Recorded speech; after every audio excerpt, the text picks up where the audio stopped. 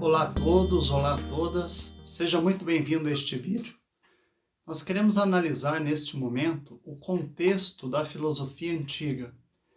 Entende-se por filosofia antiga toda a produção de conhecimento que se deu na Grécia a partir do século VI a.C. Esse período é marcado por três grandes momentos. No primeiro momento, nós temos o período pré-socrático.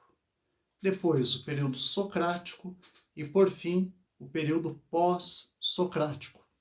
Então, veja que Sócrates é a figura central da filosofia antiga, e nós temos como costume dividir a filosofia antiga em tudo aquilo que foi produzido antes do pensamento socrático, tudo aquilo que foi produzido durante o pensamento socrático e tudo aquilo que foi produzido após o pensamento socrático. Pois bem, no primeiro momento da filosofia antiga, nós temos o período pré-socrático, mais ou menos século VI a.C.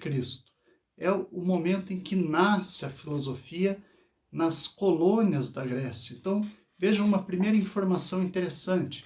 A filosofia nasce não em Atenas, que é a capital, o núcleo político da Grécia Antiga, mas a filosofia nasce no interior, nas colônias, na zona rural, de modo muito especial em uma colônia da Ásia Menor chamada Mileto.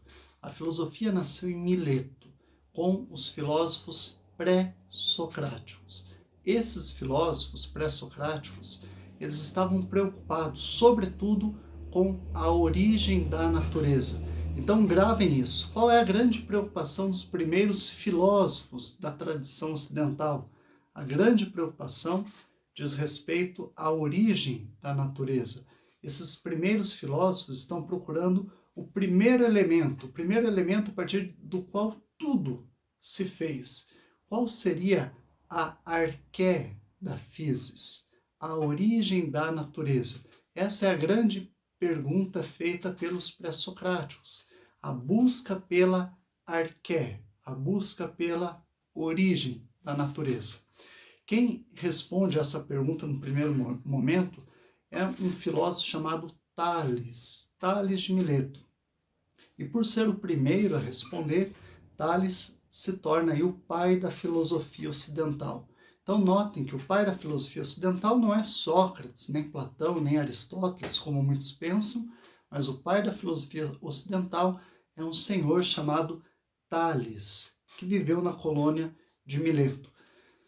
Tales responde a essa pergunta: qual é a origem da natureza? Qual é a arqué da physis? E para Tales, a origem da natureza é a água. Tudo é água, diz o Tales. Parece, ao que tudo indica, que Tales fez uma viagem para o Egito, viu que o rio Nilo tornava as terras férteis e gerava vida, e dessa experiência o Tales concluiu que tudo é água, que onde há água há vida e onde há falta de água predomina a morte. Então, para ele não resta dúvida de que tudo, a origem de tudo, está em um único elemento, que é a água. Depois do Tales vem uma série de outros filósofos, alguns são discípulos de Tales, outros não, e todos eles apontam para um elemento. Vem o Anaximandro, discípulo do Tales, e diz: olha, eu acho que a origem de tudo é o grande ápero, um movimento infinito. Depois vem o Anaxímenes, que é discípulo do Anaximandro, e diz: não, acho que a origem de tudo é o ar, porque sem ar nós não temos água, é o ar que chega no céu, na atmosfera, passa por um processo de condensação e volta em forma de água. Então, para o Anaxímenes, tudo é água. Alguns são mais exóticos, vão dizer que tudo é número, Pitágoras, por exemplo. A origem de tudo seria o número.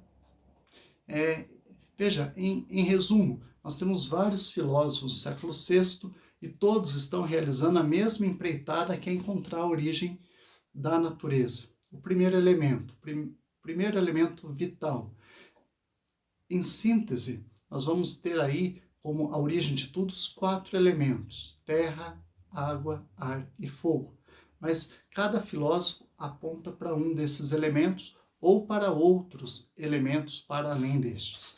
O Nietzsche vai dizer que o Tales merece ser reconhecido como o pai da filosofia por 3 motivos. Eu gostaria muito que você gravasse isso, que é muito importante. Para Nietzsche, o Tales de Mileto ele merece ser o pai da filosofia porque, primeiro, ele apresenta uma resposta a respeito da origem de tudo. Ele diz que tudo é água. Segundo motivo que faz Tales merecer o título de pai da filosofia, ele aponta para a origem de tudo sem recorrer ao mito. Isso é muito importante. Ele não está dizendo que são os deuses, mas ele está dizendo que é a água, algo concreto. E terceiro motivo que torna Tales o pai da filosofia, diz o Nietzsche. Tales, ele diz que tudo é um, tudo é água. Por esses 3 motivos, segundo Nietzsche, Tales merece ser reconhecido como o pai da filosofia. Notem que o primeiro motivo por si só não é suficiente para tornar Tales o pai da filosofia, porque dizer qual é a origem de todas as coisas, vários filósofos estavam dizendo.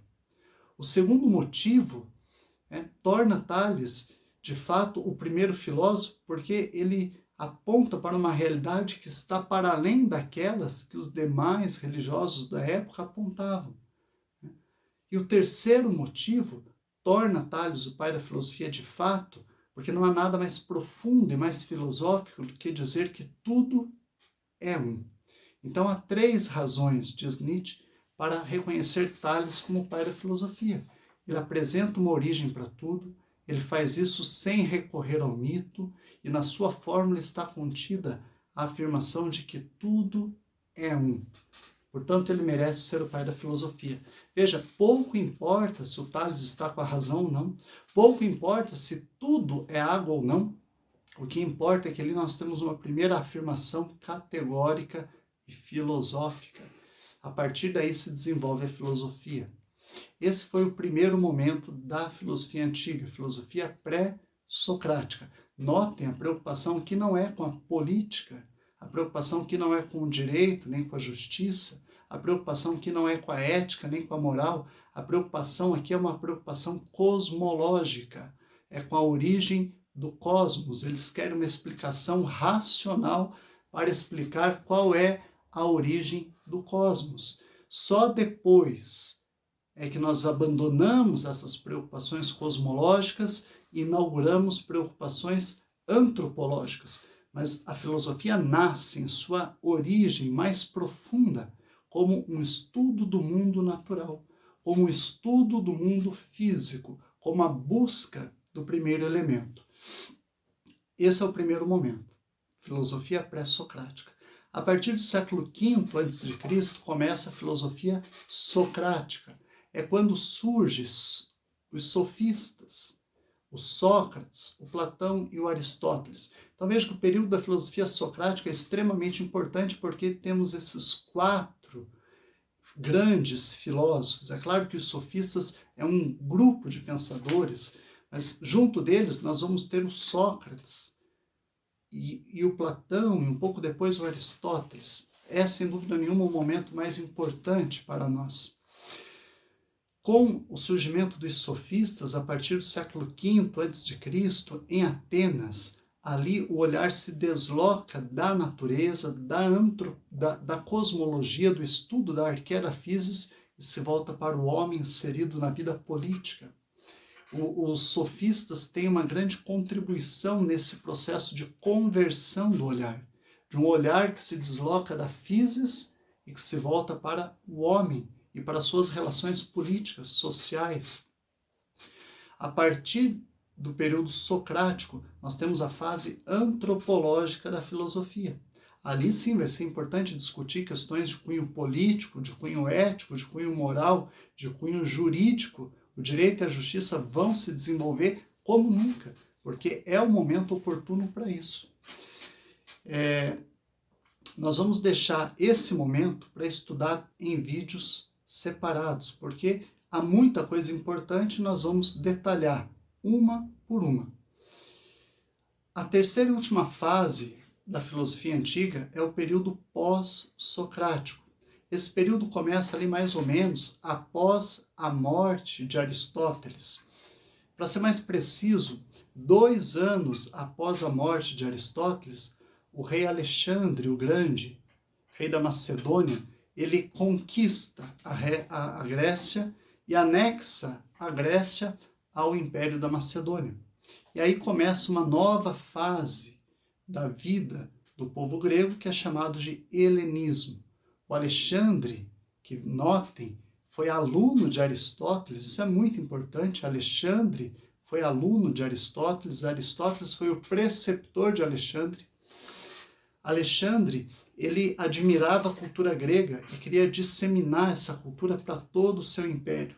Ele promoveu ali uma mistura cultural muito grande, misturou várias culturas, vários sábios, tentando fomentar o conhecimento, mas o resultado é que os gregos eles não vão saber lidar muito com essa mistura cultural.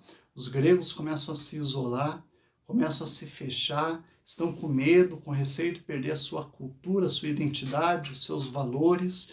E aí começam a nascer várias escolas de filosofia, mas são escolas que não dialogam entre si. São escolas que estão isoladas, cada qual em um canto. Os filósofos se retiram da vida pública e criam um grupinho, onde tem um filósofo cercado pelos seus discípulos. E nessas escolas eles estudam filosofia, mas a grande preocupação desse período, que nós chamamos de helenismo, é com a ética. Então, em geral, o que há em comum entre as escolas é que todos estão estudando ética. Ética, a grosso modo, mas a grosso modo mesmo, é uma teoria sobre o bem viver. E faz todo sentido estudar ética nesse momento, porque é o momento que os gregos estão vivendo uma crise existencial. É o momento que os gregos não estão se sentindo felizes, uma vez que foram conquistados pela Macedônia, perderam a sua soberania, a sua autonomia. Então há uma crise muito grande. Eles começam a estudar ética nessas escolas. Essa fase é uma fase riquíssima, extremamente interessante, mas nós não pretendemos, neste momento, aprofundá-las. Basta saber que nós temos diferentes escolas. Por exemplo, a escola epicurista. O Epicuro de Samos, ele cria uma escola no jardim, ficou conhecido como a escola do jardim. E lá no jardim, Epicuro reúne os seus discípulos e eles estudam filosofia lá.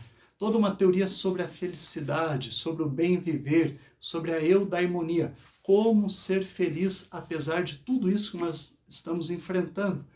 É nada mais propício para os dias que nós estamos vivendo hoje. O Epicuro trabalha com essa perspectiva. Nós vamos ter, além do epicurismo, nós vamos ter o ceticismo, o estoicismo, o cinismo. Veja, são várias escolas, cada qual defendendo uma perspectiva filosófica, um modo de fazer filosofia, tentando encontrar um sentido para a vida.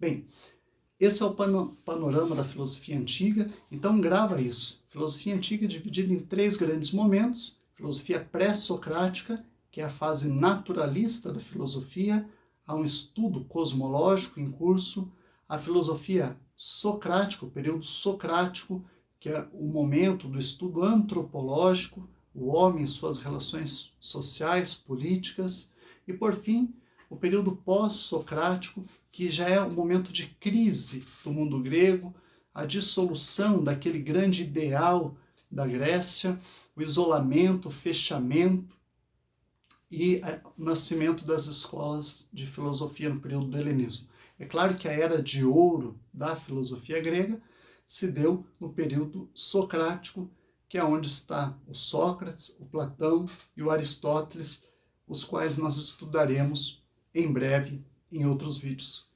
Por hoje é isso, um grande abraço, espero que tenham gostado desse vídeo, tenham conseguido compreender aí o cenário filosófico do mundo antigo. Até mais, um grande abraço.